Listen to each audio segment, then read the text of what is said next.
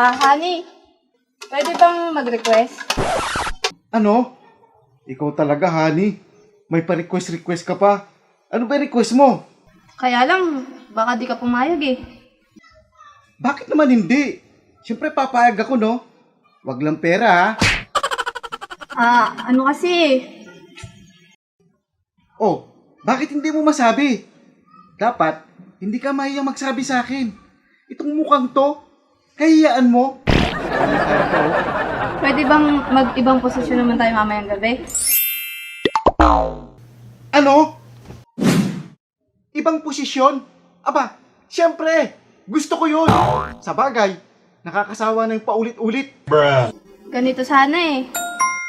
Anong posisyon ba ang gusto mo? Sabihin mo lang at isi-search ko agad sa internet. Ang gusto ko sanang posisyon ay... Tatayo ka dito sa lababo.